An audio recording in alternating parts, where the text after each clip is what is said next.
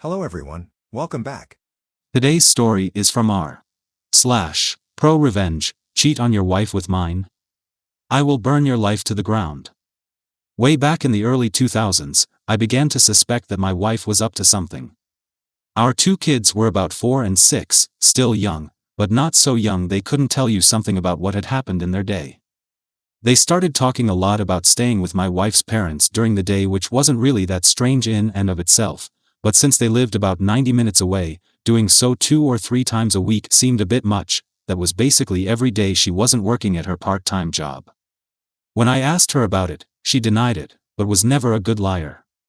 So, I started tracking the mileage on her car, and sure enough, she was driving an extra 400 or so miles per week. I knew some shit was going on. Then one day I sat down at the computer and she had left a sticky note with her AOL password written on it next to the keyboard. I could not resist and logged in to read her emails and saw a few email exchanges between her and her college BFF where they discussed how my wife was regularly fucking one of her ex-BFs from high school. No mention of details about him other than my wife also talking shit about his wife, making fun of how she'd gotten fat after having kids. Anyway, I printed out these email exchanges and stashed them. I still needed to know the details, so I called a friend who was a cop and he suggested I call a guy he knew that had left the force to become a PI. Ron was great. I paid his retainer and gave him the emails and what little I knew about my wife's activities, and he figured out exactly what she was doing. His report detailed with photos and times/dates/locations all about how she would take the kids to her parents, then go meet this guy for lunch, then they'd go to a dumpy motel for a few hours, after which she'd pick up the kids and return home. At this point, I hired a divorce lawyer. My parents cheated on each other and the fallout absolutely fucked mine and my siblings' childhood. It was something that was totally unacceptable. I also asked Ron to find out what he could about this guy. Ron absolutely came through. I learned his name, Bob, that he was married and had 3 kids. I also found out that he worked as a VP of sales for his father-in-law's business. At this point, I had my lawyer draw up the divorce papers. I also asked Ron for a couple more copies of his report, and one more thing I wanted him to do for me.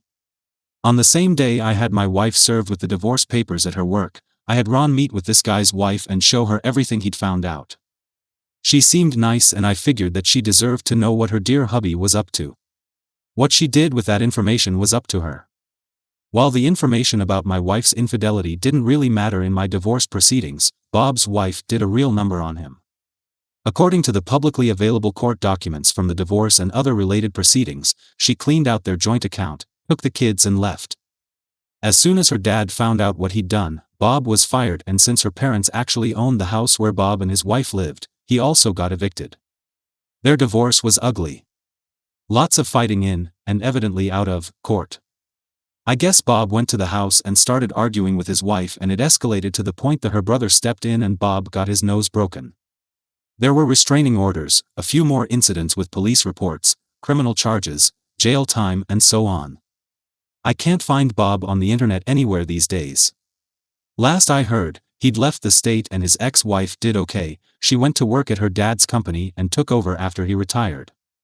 As for me, my ex and I got along well enough. I didn't engage with her on anything that wasn't related to the kids, and now that they're both adults, I don't talk to her at all anymore. I don't hate her or anything, but I only care in the context that she is my kids' mom and is important to them, nothing beyond that. Our next story: fired from my job, but received a year's worth of pay and got my boss fired.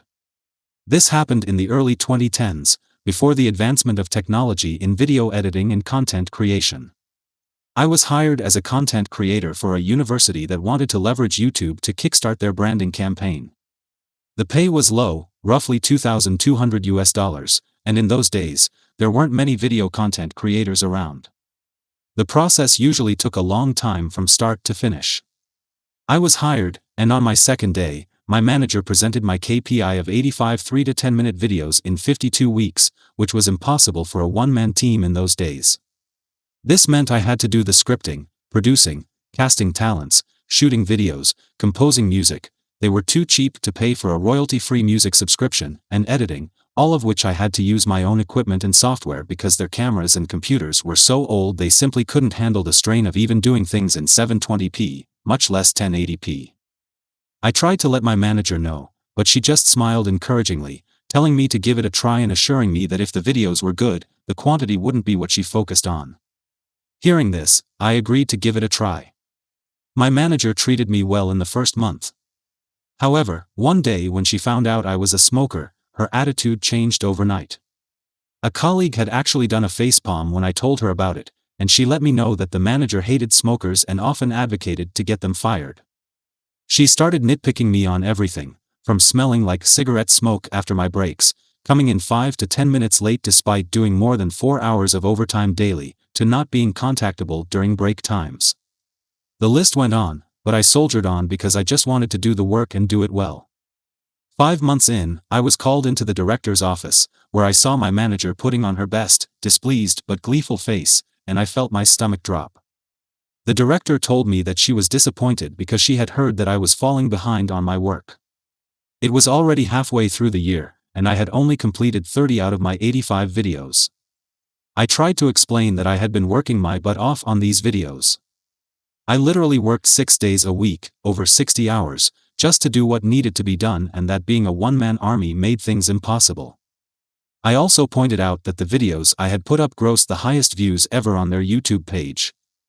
I recounted how my manager had said that she was looking for quality videos over quantity. The director dismissed this and stated that the KPI was simply 85 videos in a year. Since it was almost halfway through the year and my numbers were less than half, she felt it prudent to cut the cord early. I asked how they would even meet the KPI if they fired me now. My manager snorted, saying, "We'll find a professional production house to finish your work."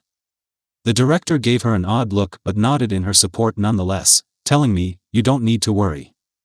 Manager will get the job done." That was when a light bulb went off in my head.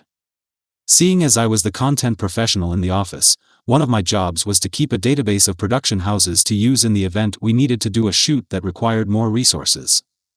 I was sure that they would be using the production houses in my database as my manager had no contacts in the production industry. So, I changed the contact numbers and messed up all the emails on all of the entries except one.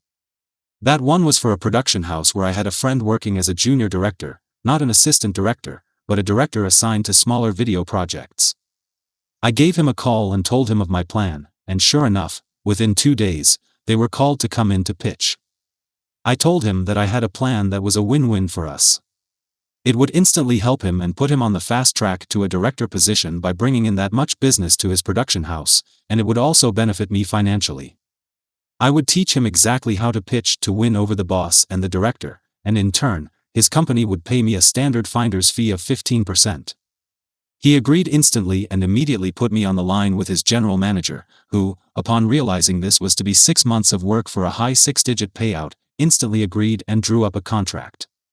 As it turns out, after I gave them a metaphorical, step-by-step playbook, they were the perfect fit, somehow understanding the needs and style of the university as well as the sort of themes the university wanted to feature. The director and my former boss were amazed that my friend's production house was so familiar with their content that they signed them up on the spot. Now, even back then, using a production house was not cheap. Each video they produced could cost double to triple my monthly salary, given that they had specialized people for each function: producer, director, director of photography, gaffer, sound person, video editor, assistant director, production assistants, etc. But this meant that they could complete a video every 2 to 3 days.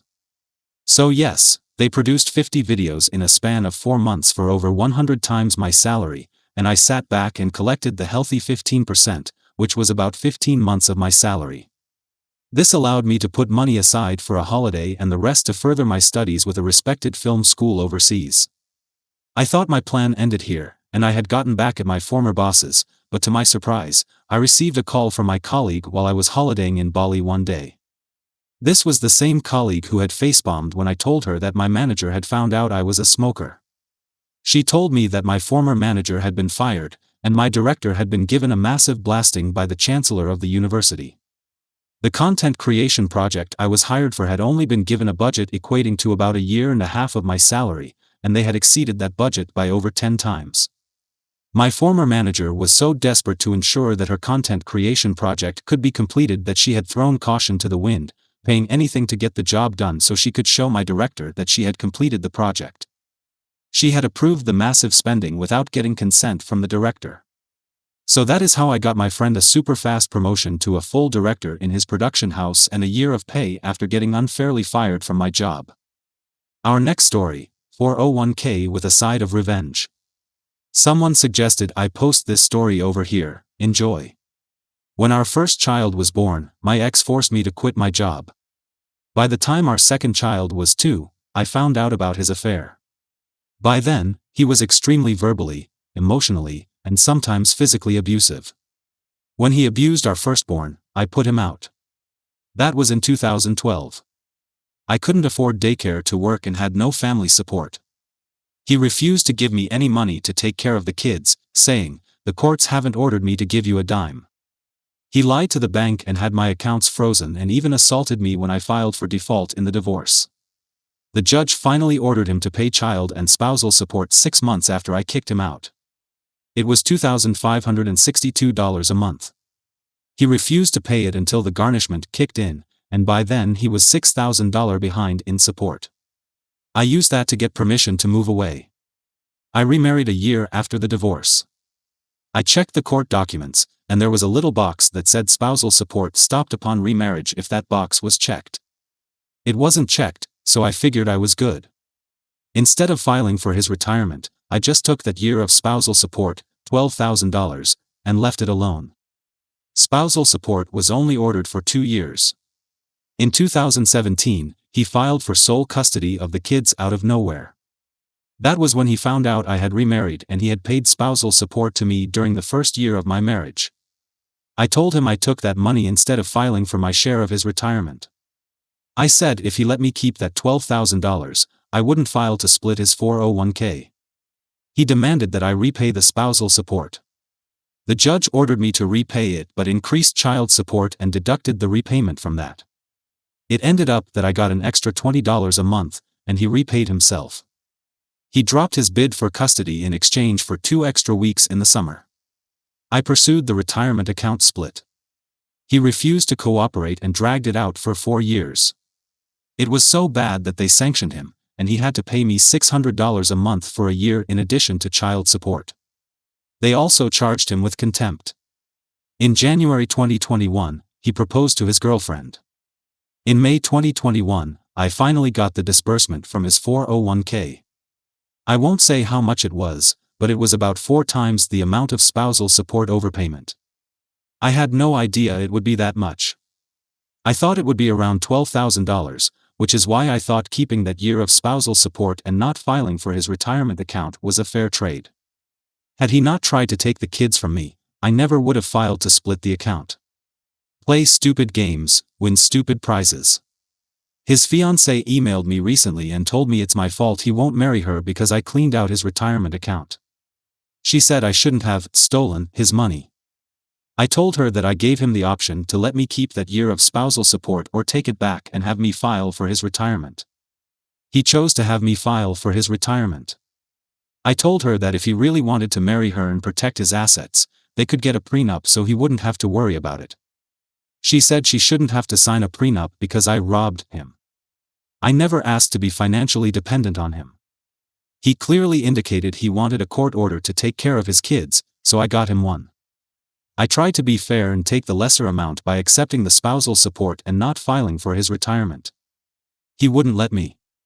In summary, my ex refused to pay me until support orders dropped, refused to pay until they revoked his license, and tried to get me in trouble for accepting spousal support overpayment. In the end, it cost him a lot of money out of his 401k. That's it for now. See you in the next post.